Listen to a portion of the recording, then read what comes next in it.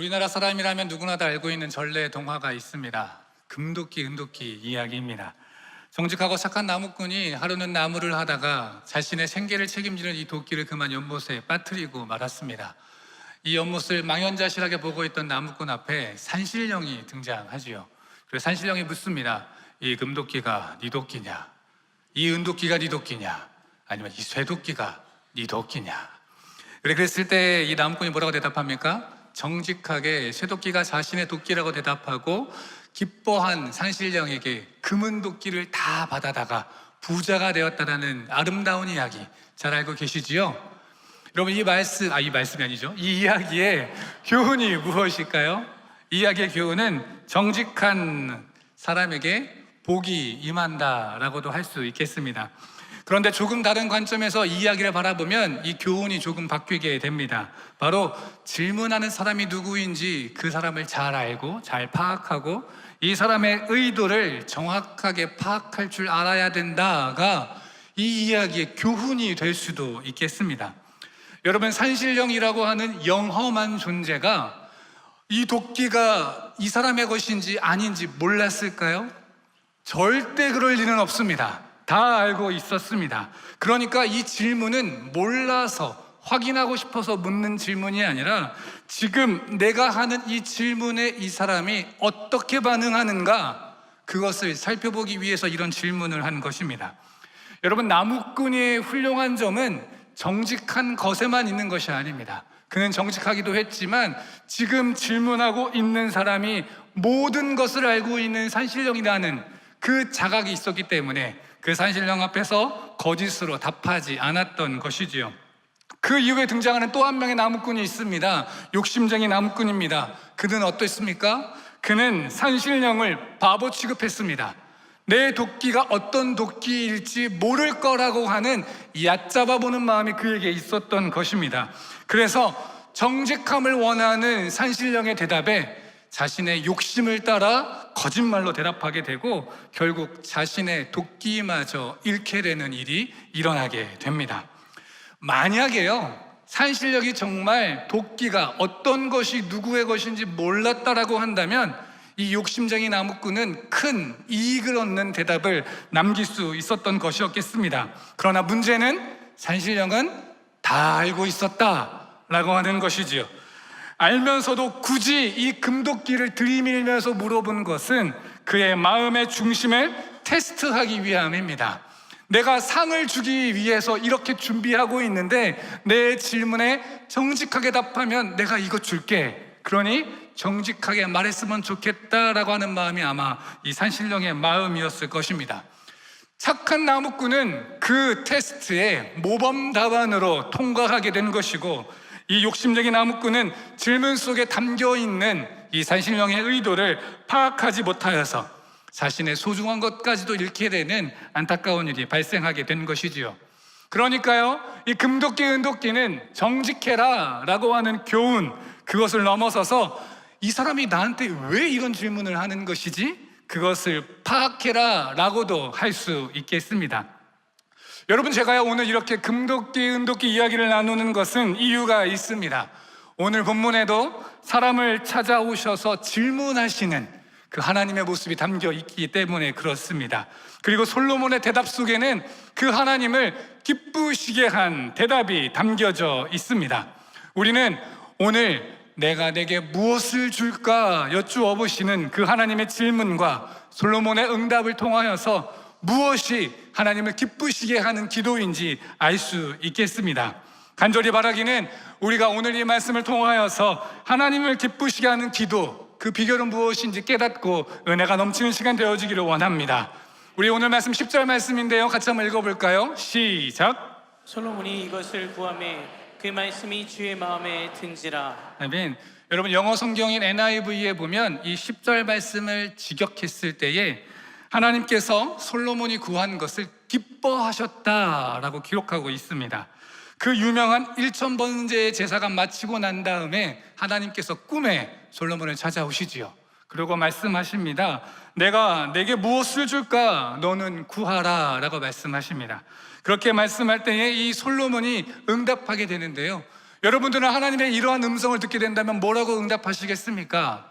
아마 저는 제 머릿속에 수많은 대답이 오고 가서 당장 대답하지 못할 것 같은데 솔로몬은 너무도 모범적인 답안을 제시하고 있습니다.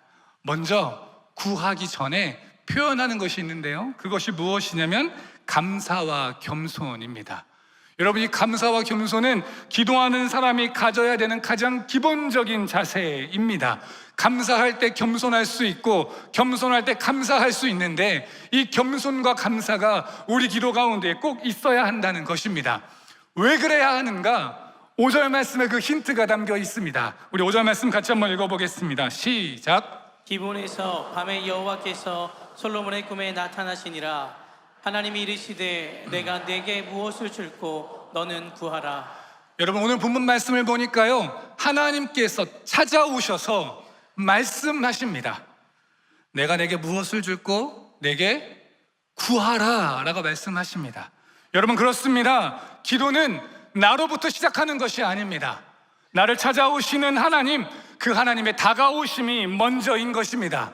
하나님께서 우리 삶에 찾아오셔서 내가 내 기도를 들을 테니 구하거라, 이 말씀이 우리의 기도의 시작인 것이지요. 여러분, 우리가 기도할 때 뭐라고 마침합니까? 예수님의 이름으로 기도합니다 라고 마치지 않습니까? 우리가 왜 이러한 말로 기도의 마침을 합니까? 요한복음 14장 13절 말씀 함께 읽습니다. 시작. 너희가 내 이름으로 무엇을 구하든지 내가 행하리니 이는 아버지로 하여금 아들로 말미암아 영광을 받으시게 하려 함이라. 아멘. 여러분, 그렇습니다. 우리가 예수님의 이름으로 하는 모든 기도는 예수님께서 약속하셨기 때문입니다. 우리가 주님의 이름으로 구할 때에 주님께서 그것을 듣고 내가 행하겠다, 그러니 내게 기도하라 라고 말씀하셨기 때문에 우리가 기도할 때에 예수 그리스도의 이름으로 기도하며 나아가는 것입니다. 여러분, 그러니까요, 기도는 나로부터 시작된 행위가 아닙니다. 철저히 하나님의 다가오심이 있었기 때문에 이루어진 것입니다. 하나님께서 다가오시고 들으시겠다고 약속하시기 때문에 우리가 기도할 수 있다면 우리는 마땅히 그것에 대한 감사와 겸손이 있어야 될 줄을 믿습니다. 솔로몬 또한 그렇기 때문에 감사와 겸손으로 하나님 앞에 나아가지요. 6절부터 시작하는 그의 기도를 살펴보면 그의 감사와 겸손의 모습이 가득하게 담겨 있습니다. 우리 6절 말씀도 같이 한번 읽어보겠습니다. 시작. 솔로몬이 이르되 주의 종 내 아버지 다윗이 성실과 공의와 정직한 마음으로 주와 함께 주 앞에서 행함으로 주께서 그에게 큰 은혜를 베푸셨고 주께서 또 그를 위하여 이 큰 은혜를 항상 주사 오늘과 같이 그의 자리에 앉을 아들을 그에게 주셨나이다. 아멘.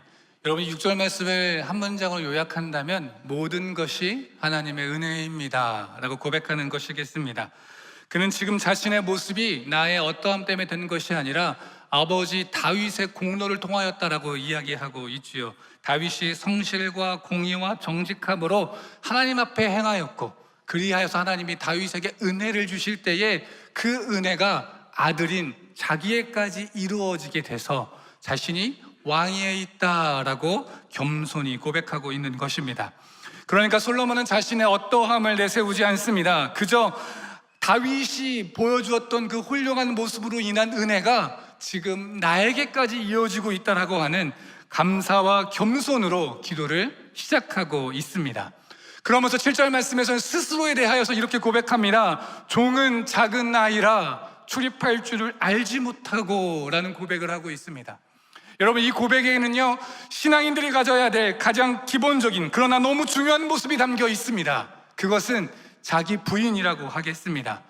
한 나라의 왕이었던 가장 높은 위치에 있던 솔로몬이 하나님 앞에서는 가장 작은 사람이라고 고백하는, 스스로를 작은 아이라고 고백하는 것, 그것이 바로 이 솔로몬의 고백의 겸손의 모습이었습니다. 내가 왕입니다, 내가 가장 높은 곳에 있습니다가 아닙니다. 나는 아무것도 아니다 고백하는 것이지요. 우리 7절과 8절 말씀 같이 다시 한번 읽겠습니다. 시작. 종은 작은 아이라 출입할 줄을 알지 못하고 주께서 택하신 백성 가운데 있나이다. 그들은 큰 백성이라 수요가 많아서 셀 수도 없고 기록할 수도 없사오니. 여러분, 이 말씀 가운데 어떠한 고백이 담겨져 있습니까? 나는 출입하기를 감당하지 못합니다. 나는 작은 아이입니다. 여러분, 이 출입이라고 하는 것은 왕으로서의 공직 업무를 감당하는 것, 그것을 이야기하는데요, 내가 그것 능히 감당할 수 없습니다 라고 고백하는 것입니다. 그러면서 주님, 주께서 택하신 백성, 그 백성 가운데에 제가 서 있습니다. 그 많고 큰 백성 가운데에 제가 서 있습니다 라고 이야기하는 것인데요, 여러분, 이러한 고백이 나오는 순간을 우리는 실존의 순간이라고 이야기합니다. 실존이라고 하는 것은 전능하신 하나님 앞에서 자신의 참된 모습을 깨닫게 되는 순간을 이야기합니다. 나는 누구인가? 나는 어떤 존재인가? 이것에 대한 질문을 하나님 앞에서 정직하게 대면하여 바라보고 자신의 모습을 깨닫는 것.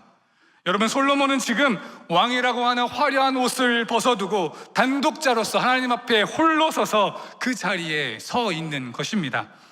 나를 찾아오신 지극히 전능하신 하나님, 다윗으로부터 자신에 이르기까지 왕권을 허락하신 그 하나님 앞에 뭐라고 고백합니까? 자신의 연약함, 자신의 부족함, 자신의 어리석음, 나는 아무것도 아닙니다, 나는 작은 아이입니다 라고 고백하고 있는 것입니다.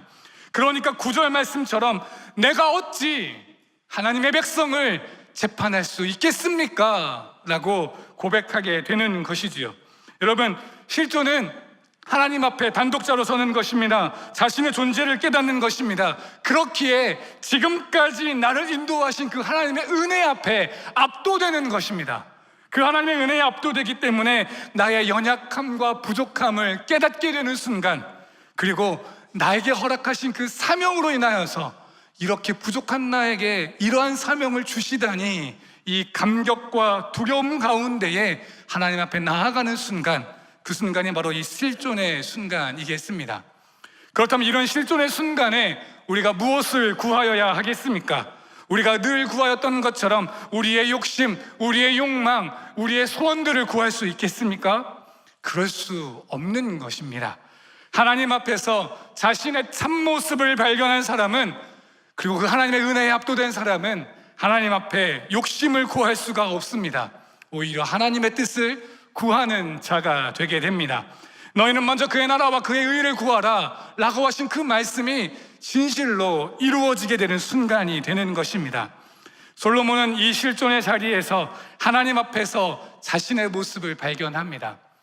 하나님께서 나를 왕위로 세우셨구나 라고 하는 그 모습, 그리하여서 하나님을 만나 하나님께 구하는 기도의 시간, 다른 것 구하지 않습니다. 하나님께서 다가오시는 그 시간에 그가 구한 것은 듣는 마음이었습니다. 우리 9절 말씀 한번 읽어볼까요? 시작. 듣는 마음을 종에게 주사 주의 백성을 재판하여 선악을 분별하게 하옵소서. 아멘. 여러분, 솔로몬은 겸손히 구하고 있습니다. 누가 능히 할 수 있겠습니까? 저는 할 수 없습니다. 아니요, 아무도 할 수 없습니다. 그러니 저에게 듣는 마음을 주시옵소서. 하나님, 나는 이 사람들의 왕으로 서 있습니다. 그러나 이 사람들은 나의 백성이기 이전에 하나님의 백성임을 압니다. 그러니 내 지식과 지혜로 이들을 능히 재판할 수가 없사오니 하나님의 뜻을 들을 수 있게 하여 주셔서 하나님의 말씀 아래서 이들의 죄악을 분별하게 하옵소서 구하고 있는 것이지요. 내가 왕으로서 자칫 이 백성들의 삶의 형편과 어려움을 듣지 못하는 잘못을 범할 수 있사오니 하나님, 나에게 듣는 마음 주셔서 그들의 삶과 형편을 이해하게 하여 주시고 재판을 그르치지 않게 하여 주십시오 라고 기도하고 있는 것이 바로 오늘 이 솔로몬의 기도의 모습이겠습니다. 여러분, 솔로몬의 이 기도는요, 하나님을 기쁘시게 하는 기도였습니다. 왜 이 기도가 하나님을 기쁘시게 하였는가?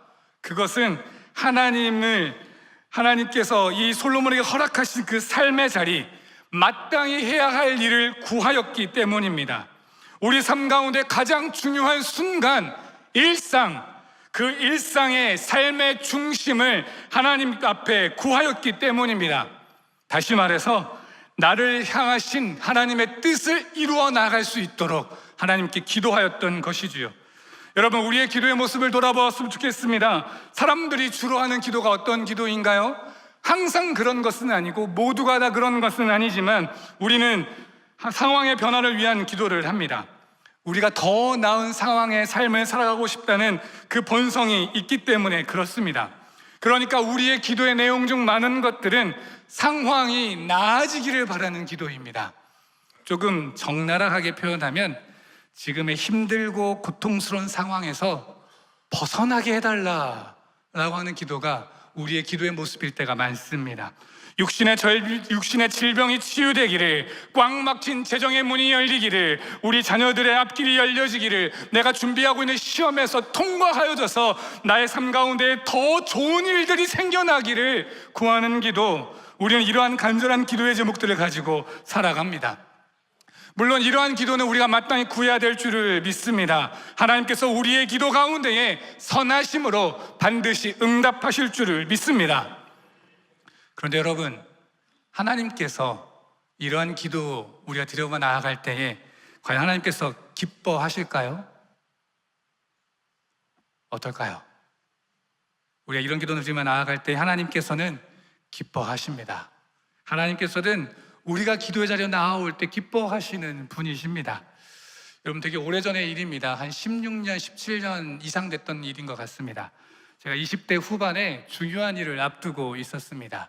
그때 저에게 욕심이 하나 있었는데요. 어떠한 욕심이었냐면 내가 이 일만큼은 부모님의 도움받지 않고 내 마음대로, 내 욕심대로, 그리고 내 계획대로, 내 능력대로 한번 해보고 싶다라고 하는 그런 마음이 있었습니다. 그래서 이 일을 진행하는 데 있어서 부모님께 알리지 않고 제가 열심히 준비했습니다. 열심히 노력했습니다. 어떻게 되었을까요? 못했습니다. 어렵더라고요. 그래서 그때 참 마음이 힘들었던 기억이 있습니다. 그로부터 시간이 지나고 나서 저희 아버지와 이야기할 시간이 있었습니다. 그럴 때 제가 아버지, 그때 이런 일들이 있었을 때에 제가 참 힘들었습니다. 제가 멋있게 제 스스로 준비하고 완료해서 아버지 저 이렇게 했습니다 라고 이렇게 자랑스럽게 말하고 싶었는데 그거 참 안 되더라고요. 힘들었습니다 라고 이야기하니까 저희 아버지가 그러시더라고요. 내가 너 힘든 거 알고 있었어. 대체 언제까지 나한테 말 안 하고 너 혼자 하려고 했나 두고 봤는데 진짜 너 혼자 하더라? 뭐 그런 얘기를 하시는 거예요. 그래서 제가 아니 내가 다 컸고 성인이고 20대 후반인데 언제까지 아빠한테 손을 벌리고 도움을 구합니까? 내가 해보고 싶었습니다 라고 이야기하니까 저희 아버지가 그러셨어요.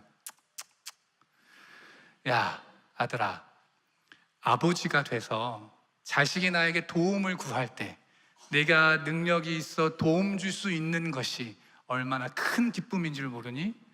너는 내게서 기쁨을 빼앗아가는 거야. 그렇게 얘기하시더라고요. 그래서 제가 그랬습니다. 예, 앞으로 자주 구하도록 하겠습니다. 그렇게 살아가서 여러분, 우리가 하나님께 기도로 나아가는 것, 하나님께는 기쁨입니다. 전능하신 아버지께서는 자녀가 어렵고 힘든 상황 가운데 도움을 구하며 나아갈 때에 분명히 기뻐하십니다. 그러니 우리는 주저하지 않아야겠습니다. 우리의 기도의 제목, 마음의 소원을 들고 주님 앞에 담대히 나아가야 하겠습니다. 겸손히 감사히 구할 때에 하나님의 신실하신 응답하심이 있을 줄을 믿습니다. 그런데 오늘 솔로몬의 기도는 그것보다 더욱 하나님을 기쁘시게 하는 기도였습니다. 그는 자신에게 왕위를 주신 하나님의 은혜에 겸손히 감사하는 것을 넘어서서 하나님께서 자신에게 맡겨주신 삶의 자리, 그 자리를 위하여서 기도했습니다. 나에게 지금 가장 필요한 것이 무엇일까? 라고 하는 질문 앞에 나의 욕심을 구한 것이 아니라 지금 나의 상황에서의 벗어남을 구한 것, 더 좋은 환경을 구한 것이 아니라 하나님께서 지금 나를 이 자리로 이끄시고 은혜 주셨는데 그 하나님의 뜻을 이루는 데 필요한 것이 무엇인가? 그것을 구하였던 것이지요. 바로 듣는 마음, 하나님의 뜻을 분별하고 백성들의 마음을 듣는 지혜였습니다. 여러분, 솔로몬에게도 당연히 부귀와 건강과 장수와 나라의 평안은 필요하였습니다. 그러나 그런 복보다도 먼저 솔로몬이 구한 것, 하나님의 부르심에 합당하게 살아갈 능력, 그것이 솔로몬이 구한 것입니다. 이렇게 솔로몬이 하나님의 마음에 기쁘시게 하는 기도를 드리니까요, 하나님이 응답하시는데 11절부터 14절까지의 말씀입니다. 뭐라고 응답하십니까? 야, 너가 이런 것들 안 구해? 장수도 구하지 않고 부도 구하지 않고 원수의 생명도 구하지 않는구나. 오직 너가 백성들의 마음을 듣고 송사를 들어서 분별하는 지혜를 구했으니까 내가 너에게 이것을 아낌없이 부어주마. 너의 전에도 너의 이후에도 없을 정도로 가득히 부어주마. 거기다가 너가 구하지 아니한 부귀와 영광도 내게 줄 것이다. 너의 뒤에 너의 앞에 너와 같은 왕 없을 거야. 그리고 너가 다윗처럼 신실하게 살아간다면 무엇까지도요? 생명까지도 길게 해주겠다. 그렇게 응답하여 주십니다. 여러분, 솔로몬이 만약에 지혜가 아니라, 이 듣는 마음이 아니라 부와 원수의 멸망과 또 장수에 대한 것들 구하였다면 어떻게 되었을까요? 여러분, 그것은 하나님이 왜 나를 이 자리에 왕으로 세우셨는가에 대한 어떠한 고민도 없이, 그 사명에 대한 고민 없이 그저 자신의 욕심을 채우기에 급급한 그러한 대답이 되었을 것입니다. 하나님이 솔로몬에게 내가 너에게 무엇을 줄까 구하라 라고 하신 질문은 얘기해봐, 다 들어줄게, 이런 질문이 아니셨습니다. 마태복음 6장 34절, 너희는 먼저 그의 나라와 그의 일을 구하라. 그리하면 이 모든 것을 너희에게 더하시리라. 이 거룩한 법칙을 이루기 위함이셨습니다. 하나님께서는 이미 모든 것, 부와 영광과 장수에 대한 것들을 준비를 맞춰 넣으시고 이제 솔로몬에게 너가 정말 나의 나라와 나의 뜻을 구하는지를 살펴보신 것이지요. 만약에 솔로몬이 여기서 개인의 욕심을 구하였다면 질문하시는 그 하나님의 의도를 전혀 파악하지 못한 조금 부족한 대답이 되었을 것입니다. 그러나 솔로몬은 하나님의 마음을 정확하게 읽고 겸손히, 그리고 백성을 잘 섬기기 위한 하나님의 사명을 이루어가기 위한 듣는 마음을 구하였습니다. 그랬기에 하나님이 기뻐하셨던 것입니다. 그가 구한 것보다 더욱더 크고 넘치는 부귀와 영광과 장수까지 엄쳐주시는 차고 넘치는 응답, 은혜 위에 은혜를 허락하여 주신 것입니다. 이 모든 것을 더하시리라 라고 하신 그 말씀이 이 솔로몬의 기도 가운데에 임하게 된 것입니다. 여러분, 간절히 바라기는 우리의 기도가 이러한 기도가 되기를 원합니다. 나의 기뻐하는 것을 위하여 구하는 기도보다 하나님이 기뻐하시는 기도를 할 수 있는 우리가 되어지기를 간절히 소망합니다. 지금의 나의 삶, 지금의 나의 환경, 지금 내가 처한 상황, 이 상황을 벗어나기 위하여 기도하는 것보다 이것을 허락하신 분이 하나님이시오니, 하나님, 내가 이 삶 가운데에서 하나님의 뜻을 이루어갈 수 있는 지혜와 능력을 주시옵소서. 이 기도를 드리며 나아갈 수 있는 우리가 되어지기를 간절히 소망합니다. 누군가는 그럴 수도 있겠습니다. 저기요, 저도 왕이라면 이런 기도 할 수 있을 것 같아요. 저도 아무것 부족하지 않은 왕이라면 이런 거 기도할 수 있죠. 근데 지금 내 상황이 얼마나 힘든데, 지금 내 상황이 얼마나 괴롭고 고통스러워서 하루라도 빨리 이 상황을 벗어나고 싶은데, 그런데 지금 나보고 이 상황을 더 열심히 살아내라는 기도를 어떻게 하라고 하십니까? 어떻게 그러실 수 있습니까? 그런 말씀 하실 수도 있겠습니다. 근데 여러분, 우리 주님도 그러하셨습니다. 우리 주님도 너무 괴로우셨거든요. 십자가를 지시기 전 겟세마나에서 주님이 당신의 마음을 표현하신 적이 있습니다.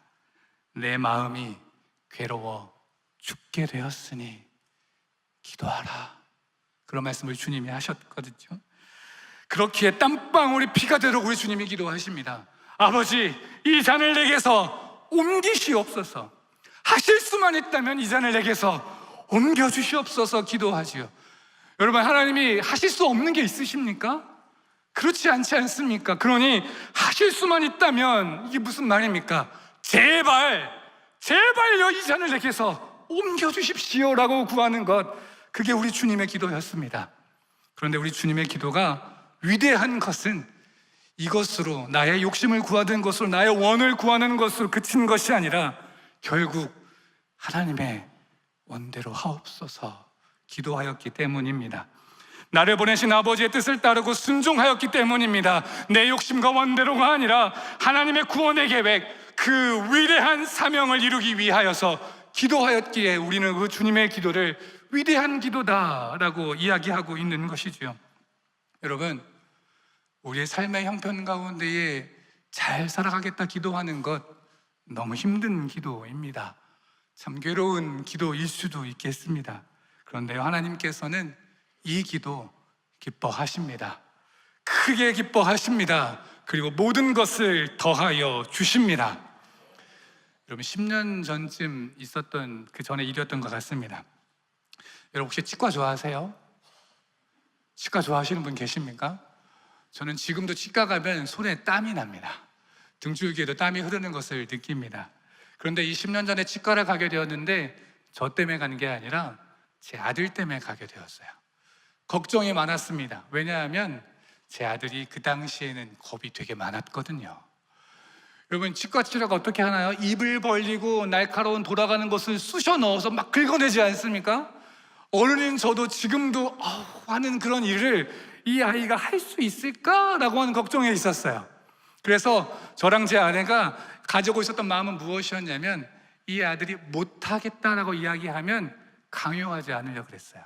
이거 하면 좋겠는데 정 못하겠다, 무섭다, 울고 막 그러면 그래, 그럼 다음에 하자, 그러면 다음에 하면 좋겠다, 이렇게 하고 싶은 마음이 있었어요. 치과 치료도 중요하지만 더 중요한 건 이 아이의 마음이지 않습니까? 그래서 그런 마음을 갖고 이 아들한테 들어가기 전에 물어봤어요. 야, 이거 치과 치료인데 이거 이빨 하는 건데 괜찮겠어? 너 할 수 있겠어? 물어보니까 이 아들 뭐라고 했는지 아세요? 할 수 있어. 네. 그렇게 얘기를 하더라고요. 되게 당황했어요. 무서워하고 두려워하고 도망칠 줄 알았는데 할 수 있겠다는 거예요. 그래서 어떻게 이럴 수가 있지? 근데 나중에 알게 됐어요. 이 선생님이 되게 예뻤거든요. 아마 그래서 그랬을 것 같은 마음이 들었는데, 어쨌든 저와 제 아내한테 그렇게 당당하게 이야기하고 선생님의 손을 잡고 치과 치료실에 들어가서 막 치료를 하는데, 제 마음속에는 얘가 지금이라도 막 그만두고 혹시 막 오지는 않을까 하면서 막 울지는 않을까 막 그런 걱정이 있었거든요. 근데 다 끝나고 나서 얘가 좀 오는 거예요. 그래서 저한테 그러더라고요. 아빠, 나 완전 잘했다? 그 얘기를 하는데 이게 어찌나 마음이 참 그렇든지. 왜냐하면 이 아들의 얼굴을 보니까요, 되게 뭐랄까요, 뿌듯하고 자신 있게 나 완전 잘했다가 아니었어요. 눈물이 그렁그렁했어요. 그런데 자기 스스로 되게 잘한 것 같은 거예요. 그래서 아빠 나 잘했다, 완전 잘했다 뭐 그러는데, 그러면 제 그때 반응이 어땠는지 아세요? 우와, 뭐 먹고 싶어? 뭐 갖고 싶어? 뭐 먹을래? 아빠가 뭐 사줄까? 얘기만 해. 그때 느꼈어요. 이게 하나님의 마음이겠다.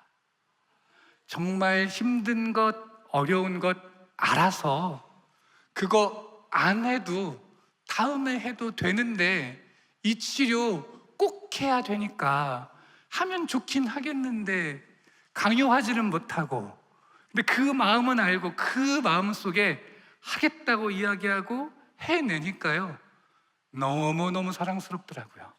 정말 다 주고 싶더라고요. 여러분, 하나님은 아십니다. 지금 나의 상황이 어떠한지, 내 삶의 형편이 어떠한지, 우리 하나님은 왜 내가 이런 기도를 할 수밖에 없는지 다 알고 계십니다. 그렇기에 우리가 우리의 형편을 위하여서 기도하는 것 하나님 이해하시고요? 아니요, 기뻐하시지요. 그런데 정말 그분을 기뻐하시는 기도는 나의 삶의 자리, 나의 일상을, 내 삶의 자리를 하나님의 뜻으로 온전히 채우기를 원하는 기도, 그것이 하나님이 기뻐하시는 기도입니다. 날 부르신 뜻 내 생각보다 크고 날 향한 계획 나의 지혜로 측량 못하나 가장 좋은 길로, 가장 완전한 길로 오늘도 날 이끄심을 믿네 라고 하는 이 찬양의 가사가 우리의 고백이 되어져서 지금 당장 어떠한 극적인 일로 내 삶이 변화되기보다 지금 나의 삶 속에 하나님의 선하신 계획이 이루어져 나의 삶이 하나님의 뜻을 이루어가는 그 삶을 살아가기를 구하는 우리 모두가 되어지기를 간절히 소망합니다. 지금 이 시간 여러분들을 도전합니다. 솔로몬처럼 하나님 앞에 단독자로 서십시다. 그분 앞에서 그분과 함께 나를 돌아보고 날 향하신 하나님의 뜻을 깨닫기를 원합니다. 지금의 내가 되기까지 인도하신 그 하나님의 은혜에 감사하며 나보다 높으신 하나님의 뜻을 이루며 살아갈 수 있도록 하나님의 능력을 구할 수 있는 우리가 되어지기를 원합니다. 우리는 종종 내 눈앞에 닥친 이 고통스러운 상황을 바꾸어 달라고, 그저 내 손에 금도끼를 쥐어달라고 기도할 때가 많지만, 우리 이제는요 환경의 변화를 구하는 것을 넘어서서 나에게 허락하신 이 삶의 자리를 하나님의 뜻으로 살아낼 수 있는, 하나님의 듣는 마음, 지혜와 능력을 구할 수 있는 우리가 되기를 원합니다. 우리의 기도에 크게 기뻐하시는 하나님께서 우리 가운데 이 모든 것을 더하여 주실 것입니다. 이 귀한 은혜가 우리 가운데 있기를 간절히 축원합니다. 우리 함께 찬양하겠습니다. 하나님의 부르심에는 후회하심이 없네. 내가 이 자리에 선 것도 하나님의 부르심에는 결코 실수가 없네. 나를 부르신 하나님의 신실하심을 믿네. 작은 나를 부르신 뜻을 나는 알 수 없지만 오직 감사와 순종으로 주의 길을 때론 내가 연약해져도 주님 날 도우시니 아멘. 주의 놀라운 그 계획을 나는 믿으며 살리. 우리 고백합니다. 날 부르신 길 내 생각보다 크고 날 향한 계획 가장 좋은 길로 가장 완전한 길로